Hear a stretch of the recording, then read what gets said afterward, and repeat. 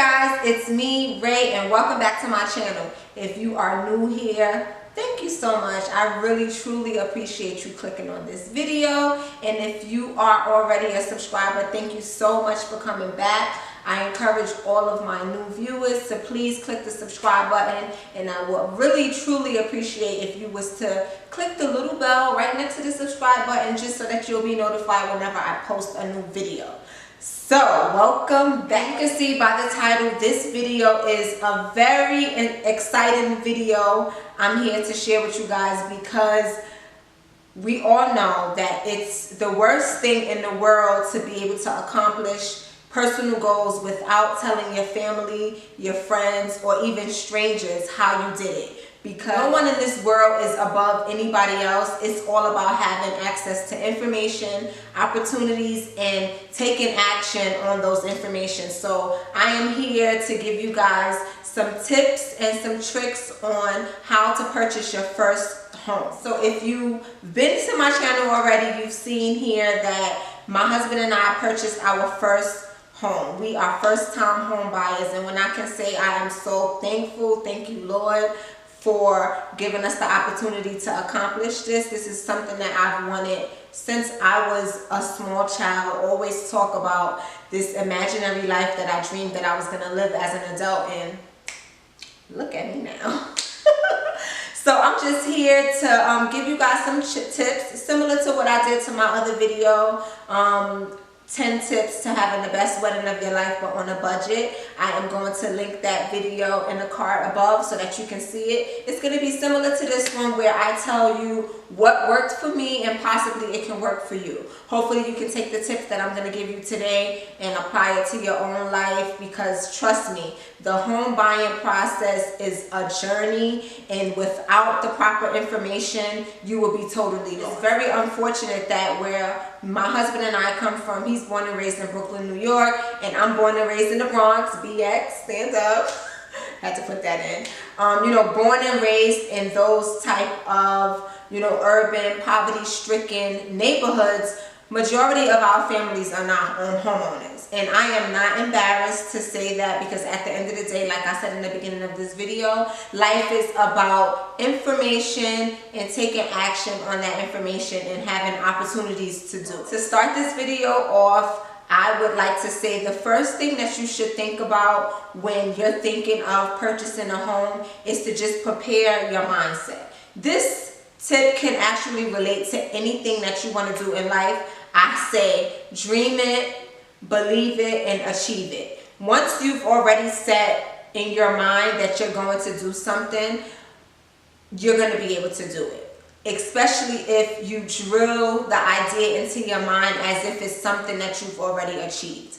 I was so good at that ever since I was a little girl. Like, I remember growing up watching the Cosby Show and saying, oh my God, I cannot wait to be married and I can be in my own house, and I can't wait to go to college and pledge to be in a sorority. All of the things that I seen, I wanted, and I said I'm gonna do it. So you have to speak it, put it into the universe, and believe it so that the universe can help you make it happen. So of course, that may sound cliche, and a lot of people may be like, Rayshawn, come on, that's corny. There's a bunch of things that I think about all the time, but it doesn't happen. Not only do you have to think about it and believe it, you have to take the steps and do the work to get it done as well.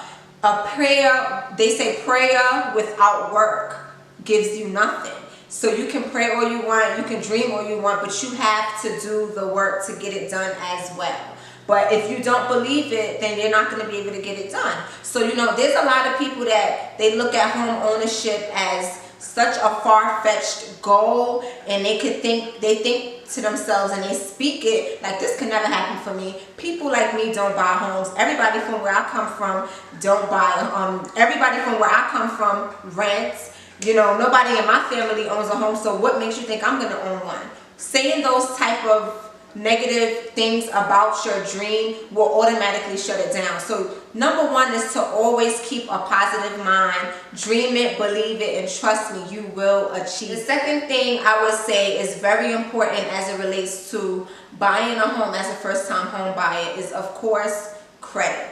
Credit is everything.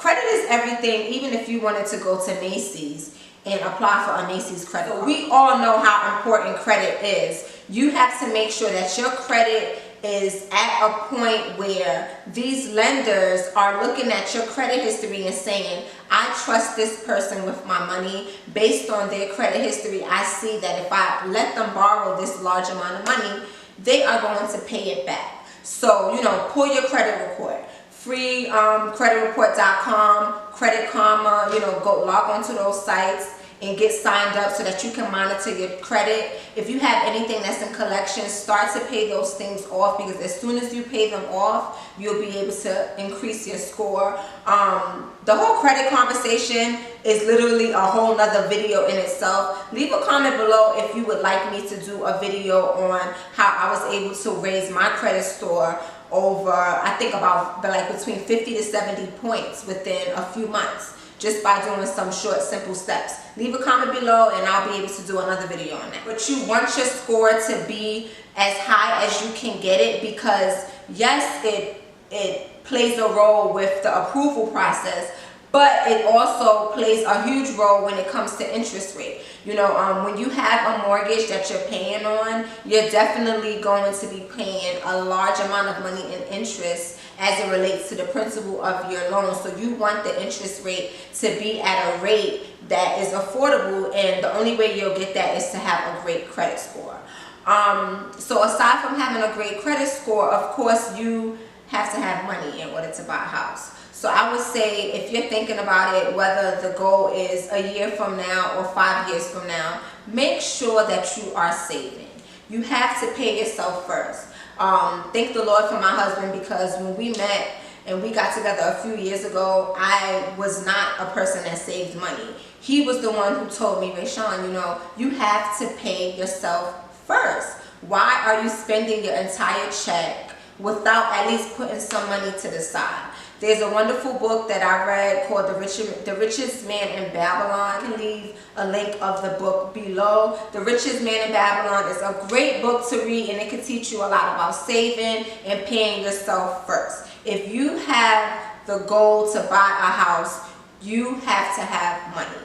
Whether you are using a down payment assistance program, whether you have a family member that's going to gift you your down payment, whether you just had a wedding and you received enough cash to use it for your down payment, you have to have savings. The lenders and the banks are going to look at 60 days of your bank statements, and they want to see that you at least have a reserve of money where you can backtrack where that money came from. That's a whole nother point. And they want to see that you have, I think the best way to save money is to just set it and forget it. If you have a bank where you can set up automatic withdrawals from your paycheck, where you can have the money withdrawn before you even see it. A lot of credit unions do that. That will be the best way, because you will literally not even remember that you have the money coming out. And I would say to do at least a minimum of 10% of your income away. And if you can do more, kudos to you, but you have to put something away. Just start doing it, And even if you have to cut out a few things, if you have to say, for 2 months I'm not going to go to Starbucks and get that Frappuccino every morning, that's some money that you can put away. If you can say, instead of eating out tonight, I'm going to just cook what I have in the house, that will help you save money as well. This process is a mentally draining process, and it also will test your discipline as it relates to money. Okay, so for this part of the video, I wanted to pull up this screenshot from Zillow.com just to show you how, after you've already decided to get your credit together, save up some money, I would suggest to start the pre-qualification process. You can get pre-qualified at any bank. You can start off with the local bank that you use. Just reach out to your bank and say, I am interested in buying a home. And what they'll do is ask for your personal information so that they can run your credit. You have to submit documents for your employment to verify your employment. And with those two pieces of information, a bank is able to pre-qualify you for a loan. This pre-qualification process is very important because it is the first step for a lender to give you information to see where you are, how far you need to go, or if you're completely ready at that moment. The loan officer that you speak with during this pre-qualification process is going to look at your credit to see where you are, and if there's some things on your credit that they feel you need to fix, they can give you specific steps to fix that. But it's so important. Once you get pre-qualified based on your credit and based on your income, they will let you know how much house you can afford. So, of course, once you get this process, you can go to a website like this that you see here, Zillow, or you can go to the bank physically to do it. You will know how much house you can afford, and from there you can start to search. You can start doing your research so that you are aware of what type of house you want to buy. Of course, there is a process. You can either do a pre-owned home, or you can get a house built from the ground up and go to a new development to get a new house. There's so many options, but the good thing is once you get pre-qualified, you know where you are and you know how far you have to go. After you've already decided that you wanted to do new construction or pre-owned, you have to continue to keep doing your research, of course, with the help of your real estate agent, and everything will be smooth as long as you have your credit together, you have your savings, you have your all of your documents saved and organized, so when it's time to submit, you'll be able to submit those, and you have all of your questions written down for your agent, for the loan officer. Picking the house should be the easy part. Don't be afraid to ask questions, and also take your time. Don't allow your real estate agent, any salespeople that work for the builder to rush you, because at the end of the day, this decision is for you and for your family. You have to think long and hard about it. But just make sure you focus on having a great credit score, paying down as much debt as possible, because remember, they look at the debt to income ratio. If you don't know what that means that they're looking at how much debt you have versus how much money you coming in. They want to see that you are going to be able to afford that payment every month. Quick tip to my married folks. If you are like my husband and I, we are very strategic with every single thing that we do. It's the Capricorns in us. I would suggest, try to look at your income versus your husband's income, your credit versus your husband's credit, because beware, when you go to these lenders and to these banks, they see that hypothetically your husband makes $70,000 a year and you make $75,000 a year, girl power, and they are looking at this high combined income, and they are going to try to get you to buy more house. Stick to your guns and go for what you afford. Think about what your life may look like 5 years from now. Speaking to my woman out there, if you're thinking about having a baby and you want to stay home with your child, would one income be able to afford that payment every month? You have to think about those things. Speaking of payments, I know this video is all over the place, but listen, I hope it helps somebody. Speaking of payments, so you have to realize renting versus owning is a total different ballgame. I'm going to give you a little overview of what the payment may look like. So you're going to have your mortgage payment. Your mortgage payment is the principal on the loan plus the interest on the loan. That's the mortgage. And second, in addition to the principal and the interest, you have to have homeowner's insurance. Homeowner's insurance is not like renter's insurance. It's required. It's not an option.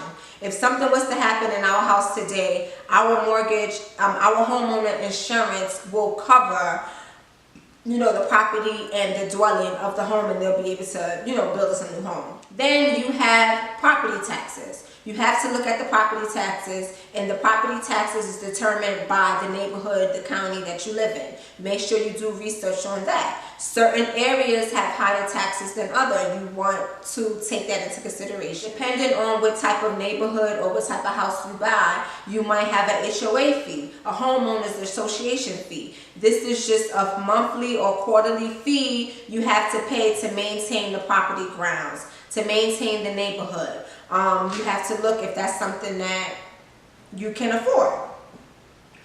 In addition to that, depending on what type of loan that you get, if you do the FHA or if you do the conventional, you may be required to pay mortgage insurance. Mortgage insurance is something totally different from homeowners insurance. Mortgage insurance is just a little bit of extra that you pay every month on your mortgage to ensure the lender that you are not going to default on the loan. These type of fees are given to people who usually don't put 20% down. You will not have to pay this the entire length of your mortgage, but if you save up money and you put 20% down, you won't have to pay it. In addition to that, of course, you have to pay for utilities. You have to pay for electricity. You have to pay for water. You have to pay for energy. You have to pay for sewer and garbage, depending on where you live. These are all numbers that you have to calculate before you buy, because do not only say, oh, the mortgage is only $1,300, I can afford that. You have to make sure you take into consideration the entire situation. TV, internet, phone, student loan, whatever it may be. Make sure that you know what's going to be going out every month and that your income is able to cover it. Clearly, I have been talking for a very long time, but I just want you to know that you see it all the time on Instagram, you see it on YouTube, you see the pictures with the sold sign, with the couples, everybody's smiling, everybody's happy. Do not look at those photos and say, oh my God, those people bought a house, I can't do that. Because you can. Save your money, get your credit up, speak to a real estate agent, do your research, take advantage of all of these government down payment assistance programs, and you can do it, sis. What makes me better than you? What makes me different from you? Nothing, nada. It's just about taking action. Take action, do your research, dream it, believe it, achieve it, and trust me, you can get it done. So that's all, folks. If there's anyone that have any questions, of course, you can email me at itsmeray@gmail.com. Make sure you check out my blog, itsmeray.com. I will have some links on some, information that can help you out during this process. Take your time and you can do it. So thank you so much for watching. I am so happy that I can share my experience and what worked for my family, and hopefully it can help you. Don't forget to subscribe. Don't forget to like. Don't forget to leave a comment. Don't forget to share. Thank you. It's me, Ray, and please come back.